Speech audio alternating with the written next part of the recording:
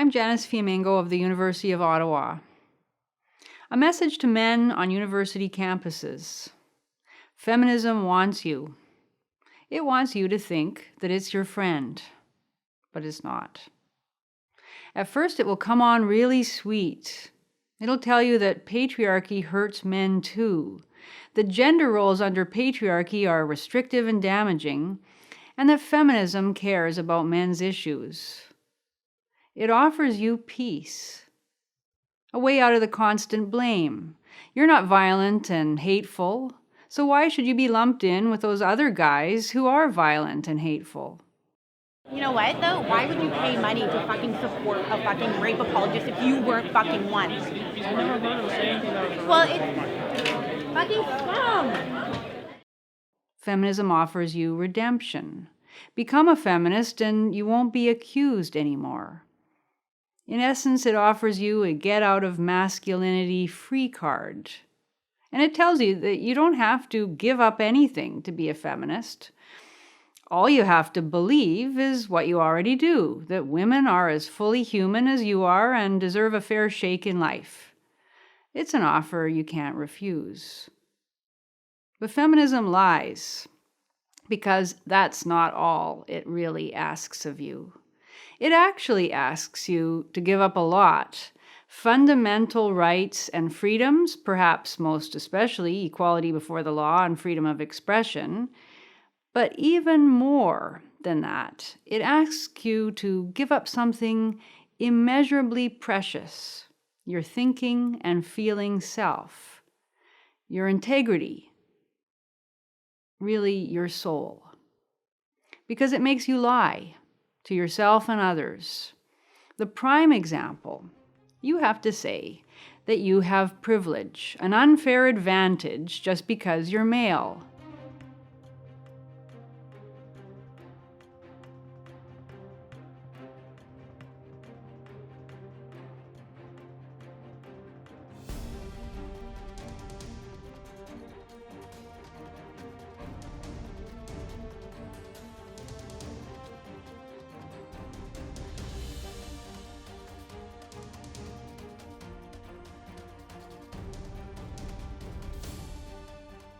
I am a white heterosexual male, so I personally feel that I enjoy a lot of the privilege that a lot of people in this room, in this country, in this world do not. On a conscious and subconscious level that I have benefited from being a white male.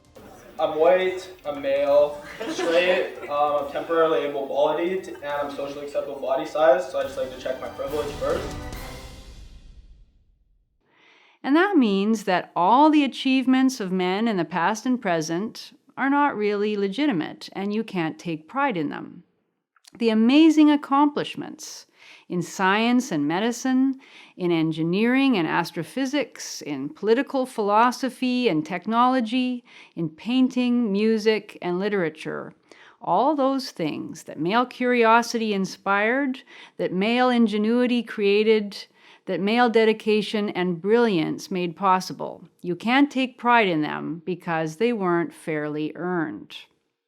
Similarly, all the sacrifices men have made for women and children, the blood, sweat, and tears demanded by every society throughout human history, male deaths in war, debilitating work, past and present, the acceptance of constant danger in police and firefighting positions, for example, male overrepresentation in the most degrading and poorly remunerated positions in our society, like garbage collection, for example.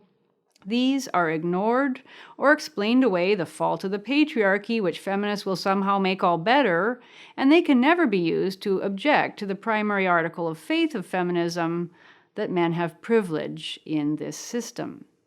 Even in cases where you can see that you obviously don't have privilege, in applying for positions that privilege women applicants, in family court where men lose custody of their children, in domestic abuse cases where the police always arrest the man even when he's the one being abused.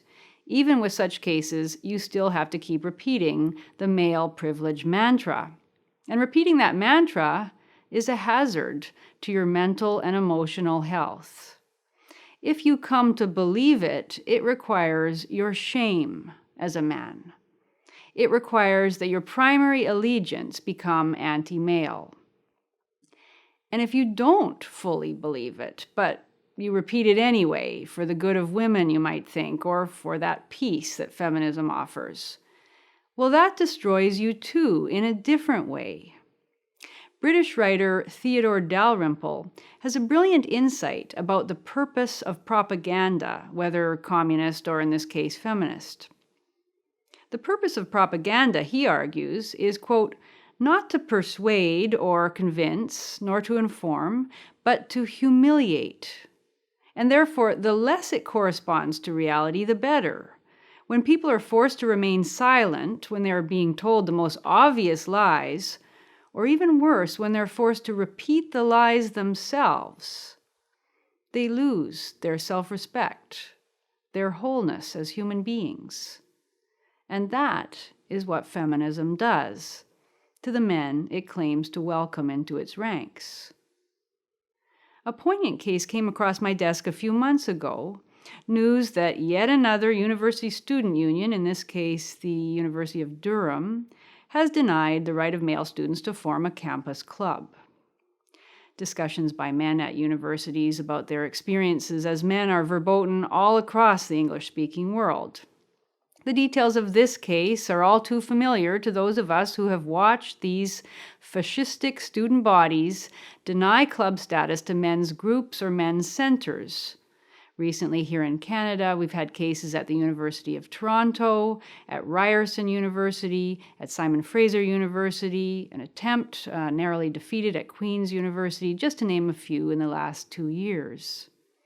In this case, at Durham University in Durham, England, a young man named Adam Frost tried to organize a men's issues society after a friend of his committed suicide. He was trying to understand what happened, and in researching male suicide, he was horrified by the number of young men who are killing themselves and by the paucity of resources to help them. So he thought that the Durham Male Human Rights Society could advocate around issues that too often push men to take their own lives. I don't want to belabor the obvious here, but it is really breathtaking to try to wrap one's head around the craven indifference to male life that we see here on the part of the student union.